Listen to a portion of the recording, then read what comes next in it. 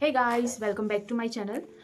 अगर आप भी जॉब स्विच करने का सोच रहे हैं लेकिन कंफ्यूज्ड है कि क्या सही प्रॉपर वे है जिससे हम जॉब्स के लिए अप्लाई करें और क्या करंट मार्केट के अकॉर्डिंग हमें जॉब स्विच करना या चाहिए या नहीं चाहिए, तो ये वीडियो आपके लिए है। मैं इस वीडियो में अपनी खुद की जर्नी शेयर करूंगी और क्या क्या स्ट्रेटेजीज है जिनको हम फॉलो कर सके एक बहुत अच्छा ऑफर ले सकते हैं करंट चैलेंजिंग मार्केट में भी। मतलब अभी मार्केट वी नो कि काफ़ी कॉम्पिटिटिव हो चुका है, लेकिन अगर हम सही प्रॉपर तरीके से हमारे पास गाइडेंस और सही स्ट्रेटेजीज फॉलो करें तो हमें हमारी जो ड्रीम कंपनी है वो हम क्रैक कर सकते हैं इजीली। तो आइए वीडियो में जानते हैं कि क्या क्या स्टेप्स और स्ट्रेटेजी हम फॉलो करके एक अच्छा ऑफर ले सकते हैं। तो बने रहिए वीडियो में लास्ट तक और वीडियो को पूरा देखना ना भूले, तभी आपको प्रॉपर गाइडेंस मिल पाएगा कि कौन कौन सी स्ट्रेटेजीज है वो हम फॉलो। तो पहला स्टेप है, जब भी आप प्लान करो जॉब स्विच का तो सबसे पहले अपना रेज्यूमे अपडेट करना ना भूलें। तो रेज्यूमे अपडेट करने के लिए कुछ आप ट्रिक्स फॉलो कर सकते हो और उसके लिए मैं एक सेपरेट वीडियो भी बनाऊंगी कि कैसे हम एक एटीएस फ्रेंडली रेज्यूमे बना सकते हैं। तो आप जनरली ये स्टेप्स फॉलो कर सकते हो, क्योंकि आजकल क्या होता है कि 90% कंपनीज है वो एटीएस फ्रेंडली रेज्यूमे को ही प्रीफर करती है, ताकि उनको मतलब जो मैनुअल वर्क है वो ना करना पड़े। बहुत सारी साइट्स है जिसमें वो जस्ट हमारा रेज्यूमे वहाँ पे अपलोड करते हैं एंड हमारा एटीएस रिकॉर्ड चेक करके ही वो फिर आगे प्रोसेस करते हैं। तो एटीएस फ्रेंडली रेज्यूमे बनाने के लिए आपको क्या करना है, आपकी जो कोर स्किल्स है उनको आप मेन हाईलाइट करें, प्रॉपर जो फॉर्मेट है रेज्यूमे का वो फॉलो करें।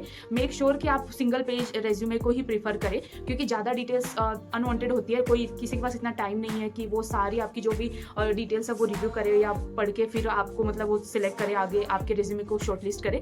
तो मेक श्योर कि आप सिर्फ रिक्वायर्ड थिंग्स ही ऐड करें। जैसे कि अगर आप एक्सपीरियंस्ड पर्सन है तो आपको ऑब्जेक्टिव वो सब लिखने की जरूरत नहीं है। आप क्या करें, मेन आपका होता है प्रोजेक्ट एक्सपीरियंसेस, मतलब ये जो थ्रू आउट आपकी जर्नी है उसमें क्या क्या आपने काम किया है, मेन वो लोग देखते हैं। आपकी स्किल्स क्या है, अगर आपने कुछ सर्टिफिकेशंस वगैरह किए हुए हैं तो ये सब आप मेन पहले फर्स्ट जो है पेज उस पर ऐड करें। उसके बाद में अगर स्पेस बचती है तो आप अपने एजुकेशन वगैरह को डिटेल में मेंशन कर सकते हो, या फिर तो जस्ट सिंपली आप अपनी हाईएस्ट क्वालिफिकेशन शो कर दो, that would be more than enough. क्योंकि बाकी डिटेल वैसे भी एक बार रेज्यूमे शॉर्टलिस्ट होने के बाद जब एचआर कॉल्स होती है तो उसमें वो पूछते ही है, तो हम उनको इन डिटेल दे सकते हैं। जब आपका रिज्यूमे बन जाता है उसके बाद सेकंड स्टेप आता है कि जो भी पोर्टल्स है, जॉब पोर्टल्स लाइक नौकरी हो गया, लिंक्डइन, शाइन, इंडीड, उन सब पे आप ओपन टू वर्क अपना स्टेटस सेट कर दे, जिससे कि रिक्रूटर्स को पता चले कि आप जॉब स्विच कर रहे हैं and you are ready to appear in the interviews. तो रोजाना 10-15 मिनट आप लिंक्डइन पे स्क्रॉल करें, देखिए कि अगर कोई एचआर रिक्रूटर्स हायरिंग चल रही है वो पोस्ट करते हैं तो उनकी पोस्ट पे आप कमेंट करें। और कमेंट में सिर्फ आपको इतना नहीं लिखना है कि I am looking for job, आप पूरी डिटेल के साथ में उनको पर्सनल में मैसेज कर सकते हैं। तो उसके लिए आप एक अपना फॉर्मेट बना ले मैसेज का, उसमें क्या क्या आप ऐड कर सकते हैं कि high my name is this this this, I am having like 7 years of experience in .NET और currently I am looking for the job change. तो ये सब आप एक ब्रीफ इंट्रो अपना बना ले, जिसमें जब भी आप मैसेज करें तो डायरेक्ट हाई का मैसेज ना करें, क्योंकि जनरली लोग उसको इग्नोर करते हैं, क्योंकि उनके पास इतना टाइम नहीं होगा कि वो सिर्फ आपके हाई का मैसेज करे, रिप्लाई करे। तो बेटर है कि आप अपनी डिटेल के साथ में उनको मैसेज शेयर करें और अपना रेज्यूमे अटैच करके सेंड करें उस मैसेज के अंदर। तो अगर वहाँ पे हायरिंग चल रही होगी तो people are really there to help you, तो वो आपको रीच आउट करेंगे, देन वो डेफिनेटली आपकी प्रोफाइल को रेकमेंड करेंगे अपने ऑर्गेनाइजेशन में। तो इस तरीके से आप जो भी अपनी पोर्टल्स हैं उन पर अपना स्टेटस एक्टिव कर दे, कंटिन्यूअस वहाँ पे एक्टिव रहे। जो एचआर है उनको रिक्रूटमेंट जहाँ पे भी चल रही है उनको पर्सनल में मैसेज करे। और तीसरा स्टेप है कि जो भी जैसे आपकी कोई भी हमारी ड्रीम कंपनीज होती है कि मुझे इस कंपनी में काम करना है इस पोजीशन पे, तो पहले आप अपनी एक लिस्ट बनाओ कि ये मेरी 10-15 कंपनीज की आप लिस्ट बना सकते हो। फिर आप क्या करो कि उनके जो करियर पेजेस होते हैं वहाँ पे जाके आप अपना ब्रीफ इंट्रोडक्शन देके एंड देन अपना रेज्यूमे वहाँ पे शेयर करो। एक वे तो ये हो गया कि आप करियर पेज पे जा सकते हो। दूसरा, लिंक्डइन पे जो उस कंपनी के जो भी लाइक एम्प्लॉयज वगैरह है, एचआर है, उनको आप रीच आउट कर सकते हो, उनके कंपनी के कल्चर के बारे में समझ सकते हो। तो वहाँ पे भी आप डायरेक्टली एक मैसेज में ही पूरा समरी आप वहाँ पे पोस्ट कर दो। और आजकल तो चैट जीपीटी की हेल्प से भी आप अपना ये मैसेज है वो ड्राफ्ट कर सकते हो बहुत ही इफेक्टिव वे में। तो ये हो गया तीसरा मेथड कि आप कंपनीज को डायरेक्टली कैसे अप्रोच कर सकते हो, वहाँ पे उनके करियर पेज पे जाके। लिंक्डइन पे आजकल लोग ज़्यादा एक्टिव रहते हैं, तो रिक्रूटर्स को डायरेक्टली वहाँ हम पिंग कर सकते हैं। और आज के कॉम्पिटिटिव मार्केट में रेफरल्स का जो इंपॉर्टेंस है वो काफ़ी ज़्यादा है। 60% आप मान सकते हो कि ओवरऑल 60% कंपनीज है वो रेफरल को प्रेफरेंस देती है।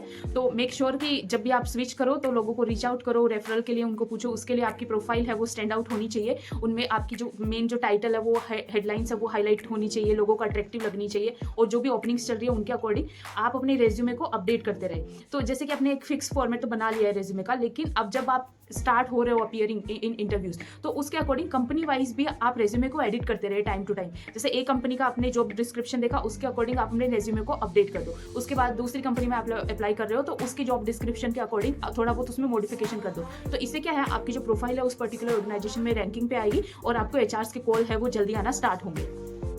तो ये सब होने के बाद नेक्स्ट स्टेप आता है स्टार्ट अपीयरिंग इन इंटरव्यूज। तो बहुत से लोग होते हैं वो जो गलती करते हैं, वो मेन गलती ये है कि अभी आजकल 80% लोग जब उनको एक्चुअल में जॉब स्विच करने की नीड होती है तभी जाके वो इंटरव्यूज देना स्टार्ट करते हैं, और वही हमारी सबसे बड़ी गलती होती है। उसमें होता क्या है कि हम जब पैनिक सिचुएशन में होते हैं तभी हम नई जॉब ढूंढना स्टार्ट करेंगे, तो उसमें हम एक परफेक्ट डिसीजन है वो नहीं ले पाते हैं। हड़बड़ी में कुछ ऐसा ही हम जैसा तैसा ऑफर मिलेगा हम उसको एक्सेप्ट कर लेंगे और उसके साथ कंटिन्यू करेंगे। तो अगेन हमारा आगे आने वाला साल उसके अकॉर्डिंग ही जाने वाला है, जो हमने वाइज डिसीजन लिया है या नहीं लिया है।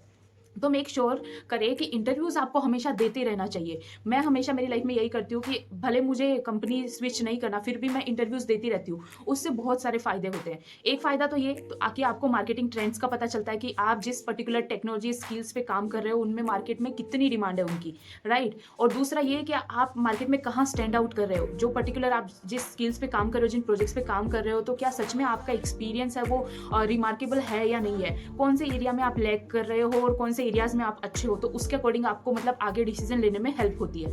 तो हमेशा इंटरव्यूज में अपीयर होते रहे। एक इंटरव्यू में आप अपीयर हो रहे हो तो फिर दूसरा, ऐसा नहीं कि एक ऑफर मिल गया तो दैट्स इट, नहीं।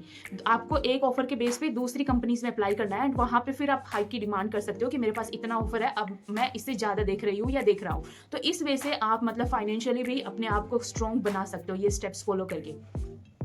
और दूसरी चीज़ ये है कि सिर्फ जॉब स्विच करने के लिए इंटरव्यू मत दो। अगर आपको करंट आपकी ऑर्गेनाइजेशन में भी हाइक चाहिए तो उसके लिए भी आप इंटरव्यूज देते रहो, तो आपको पता चले कि आपकी एक्चुअल मार्केट वैल्यू कितनी है और आप कितना डिजर्व कर सकते हो।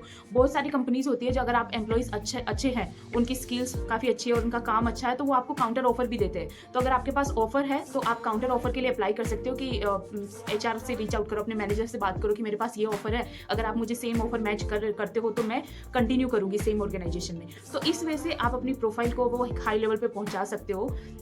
और डेफिनेटली मतलब लोग सुनते हैं अगर आपकी स्किल्स है सच में, तो वो आप उनकी वैल्यू करते हैं, क्योंकि हर एक ऑर्गेनाइजेशन को एक अच्छा काम करने वाला पर्सन चाहिए होता है। और इससे नेक्स्ट हेल्प ये भी होती है कि आप अपनी स्किल्स को अपग्रेड कर सकते हो। जैसे आपको पता चले, मेन होता है आइडेंटिफाई होना। किसी भी चीज़ के बारे में जब तक पता नहीं होता तो हम कुछ नहीं करते, तो जब पता हो जाता है उसके बाद में ही हम एक्शन लेना स्टार्ट करते हैं। तो इन बेनिफिट ये होता है कि आप अपनी स्किल्स को अपग्रेड कर सकते हो कि इंटरव्यू में आपको पता चल गया आपका लेकिंग एरिया कौन सा है या आप किस एरिया में अच्छे हो, उसके अकॉर्डिंग आप प्रिपरेशन स्टार्ट करो। अब जो भी यूडमी है, यूट्यूब है, ये सब प्लेटफॉर्म को आप अच्छे से यूटिलाइज करो, अपनी स्किल्स को इंप्रूव करने में यूटिलाइज करो। आप कोर्सेज वगैरह बाई कर सकते हो। हम जैसे नेटफ्लिक्स वगैरह के सब्सक्रिप्शन लेते हैं, तो उनकी बजाय आप इन सब पे ध्यान दो ताकि आपकी स्किल्स है वो अपग्रेड हो। और जैसे आप अपनी स्किल्स में अपग्रेड करते हो तो 30 to 50% तो हाइक आपको इजीली मिल ही जाता है जब आप जॉब स्विच करते हो तब। तो आप ये इन चीज़ों पे फोकस करो कि स्किल्स में मतलब इन्वेस्ट करना, एक वेल्थ आप जनरेट कर रहे हो अल्टीमेटली, ताकि जब आप प्रिपेयर रहते हो तो जैसे ही कोई भी अपॉर्चुनिटी आती है तो आप उसको इजीली ग्रैब कर सकते हो। और इन सब से एक आपका एक अलग कॉन्फिडेंस भी आता है आपको मार्केट में, कि जब हम काम कर रहे होते हैं तो हम कभी कभी ऐसा होता है कि हम सेम काम कर रहे होते हैं तो अपन तो थोड़ा डीमोटिवेट हो जाते हैं, और पता रहता है अपन को लगता है कि मार्केट में मेरी वैल्यू नहीं है या मैं क्या काम कर रही हूँ या कर रहा हूँ। तो जैसे आप इंटरव्यूज वगैरह देते हो तो आपको एक बूस्ट मिलेगा और एक अलग ही कॉन्फिडेंस आएगा आप में कि आप कहाँ एग्जिस्ट कर रहे हो। तो आई होप ये सब स्ट्रेटेजीज आपको हेल्पफुल हो। आप कमेंट सेक्शन में बता सकते हो कि कौन सी स्ट्रेटेजी आपको सबसे मेन हेल्पफुल लगी। और अगर आपको कोई डाउट हो इंटरव्यू प्रिपरेशन के रिलेटेड, कुछ कंटेंट आपको चाहिए, तो आप कमेंट सेक्शन में मेंशन कर सकते हो। I will help you out.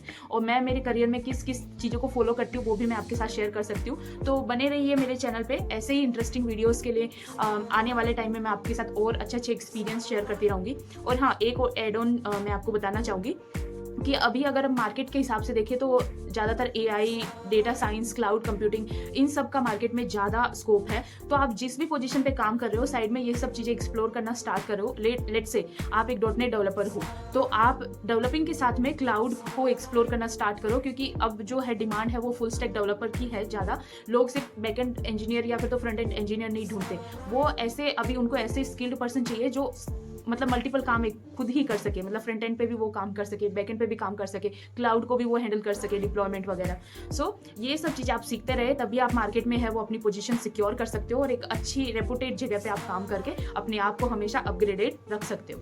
Thank you for watching. मिलते हैं नेक्स्ट वीडियो में। Till then keep learning and keep exploring.